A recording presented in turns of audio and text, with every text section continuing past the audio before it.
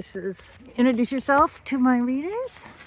My name's Tanner Spies. I'm the Chief of Telegraph Ridge Fire Protection District, and I'm the Planning Section Chief of the Wildland Readiness Drill 2026. Okay, and we'll just come right on over here. I have to go up. Hello, Camila Stevenson. I'm Public Relations Officer and Communications here at the training today. And yeah, it's a great day, a beautiful day for it. Well, tell us what it is. Well, we've got about 150. You have the exact number? Let me move back here and see if I can get you both. Personnel, with about 48 of them as overhead.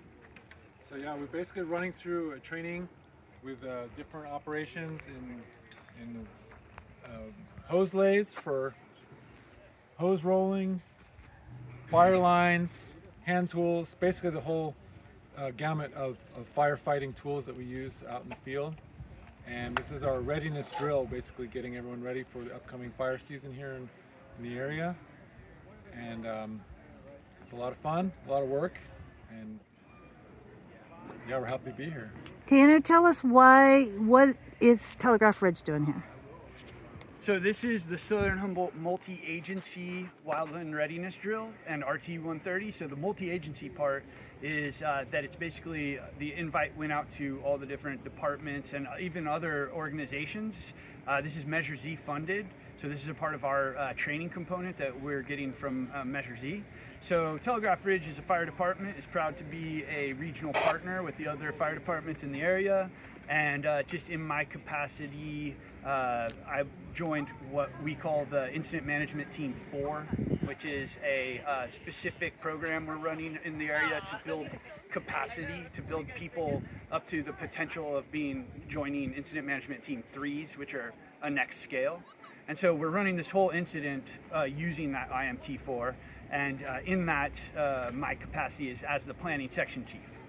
And so, you know, I'm here both as a chief of my department, making sure my firefighters are getting qualified for the year, but I'm also here as the Planning Section Chief to make sure that things are running smooth and get everybody together. And I have a great team underneath me of the full planning section. We have a resource unit leader, we have documentation, status check-in, a situation unit leader, IMET, weather, GISS.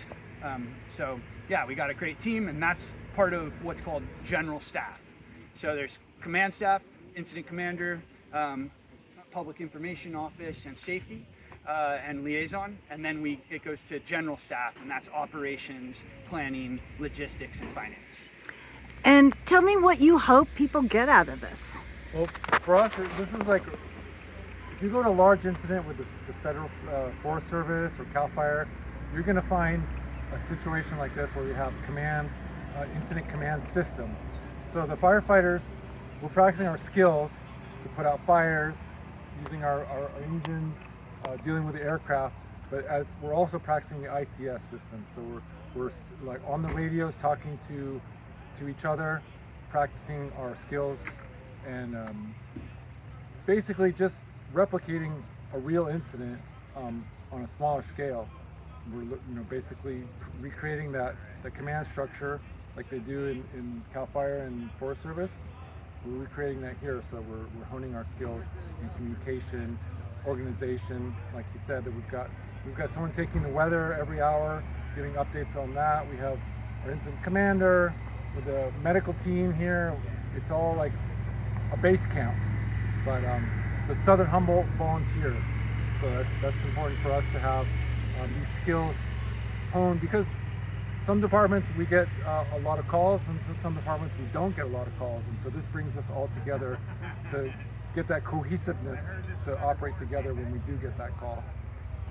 And tell us some of the different stations that I see going on here. It's very impressive. Yeah, so the whole training is based on 4 modules, we call them, and each module has a focus of training, and those 4 modules are visited by 4 separate crews. So the crews are run with crew leaders and squad bosses, 5 squad bosses and 5 firefighters per squad boss. So are they all like, does Salmon Creek all stay in its team, or do they Nope, they we split them spread up? them all We work out. together. We learn how to operate together as a cohesive group. Doesn't matter what department you're on. You're working with your neighbors. You're working with your partners. That makes sense. Okay, I'm going to pan really quickly and let people see 2 of the stations here. Yeah, so this is the handline station where students are going to learn how to work in a handline crew together safely and how to dig handline, which is basically a method of suppression of getting around and eliminating fuel on the edge of a fire. They're also in that station learning weather and how to broadcast weather. Then this station over here is tactical hardware and hose rolling, and then they're also doing the refresher training component of incident reviews, where they read through what are called green sheets and read through situations where firefighters have potentially been burned over or injured, and then reflecting on that and getting lessons learned. And then past there where the helicopters are, and over there is the fire shelter area and air ops. So in the fire shelter area, they're throwing fire shelters, which is a requirement every year that every wildland firefighter throws a fire shelter and learns how to do it safe and gets comfortable with that process. And then they go through aerial operations safety. And they get to have some contact with helicopter pilots. We have CAL FIRE Firehawk 604 here and Reach air ambulance. And then on the hill over there is the hose lay module, and that's where they learn how to do progressive hose lays, and they're doing it up a steep hill, so it's hard like it is in real life. And then they're basically, and then they also focus on communications and human factors on the fire line. Oh, hi. Hi. I'm going to introduce Christian. Christian, how are you doing? How are you? I threw that out at you when I first came. All right. So tell me what you're doing here, Christian. What's your team doing? I am working with Camilo as a PIO trainee. So I'm walking around, I'm taking pictures of everything and doing basically what you're doing. Okay, so back to you, Camilo. Tell me everything. What do I Everything. need to know? Well, I would say that this RT-130 started off in our department, Bryceland. We were a smaller group working out of our department so we could get qualified to go out and assist CAL FIRE with their needs sometimes. When the statewide resources get drawn down, big fire season, CAL FIRE would draw on volunteers like us to backfill their stations. So we would be acting as CAL FIRE when the resources were drawn to other fires. And we'd also sometimes sign up to go for strike team assignments and help out on major incidents. And to do that, we need to be qualified. This is part of the qualifications that you need as a firefighter to go out and get your what you call a red card. That's where you get your RT-130 field day is an essential part of that, where you refresh all your skills. So we quickly realized that we had neighbors that were interested in doing the same thing. So we started drawing in more neighbors, like Telegraph Ridge and Whitethorn, Shelter Cove. And then as the collaboration grew, the event got bigger and bigger. And now we've got Southern Humboldt Fire and Rescue being organized, which is the collaboration of pretty much almost all of Southern Humboldt working together to work on the common goal of getting our firefighters up to speed with their qualifications and their skills, and just basically common knowledge so that we can, whenever there's an incident, we can all speak the same language. We know how we're going to be speaking to each other on the radio, what we're expected to do when we come to an emergency.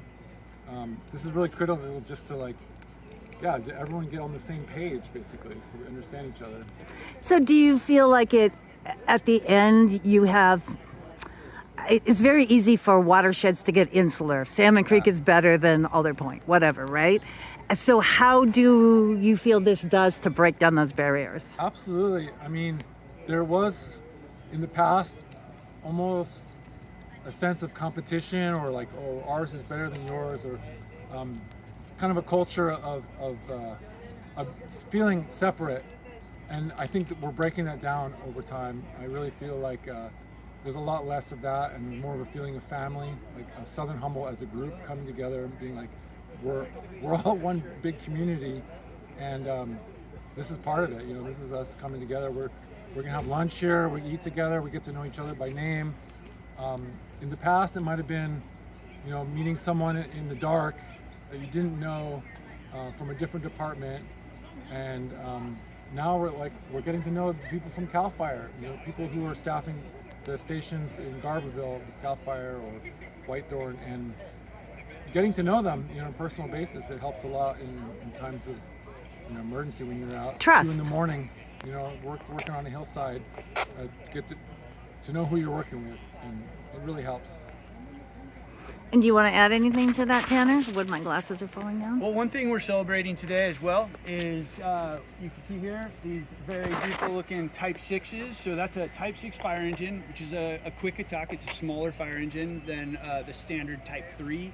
And this was part of a bigger project that was set by the Southern Humboldt Fire Chiefs Association many years ago, where it was our goal to get a brand new Type 6 for every department in Southern Humboldt. And we're getting there. And these are examples. The white ones here are part of the Senator McGuire project where we got funding to get 5 Type 6s for Southern Humboldt. And then the other ones here were part of Measure Z funding. So we still are working on that. We only have a few more to get until we've accomplished that goal of getting a brand new Type 6.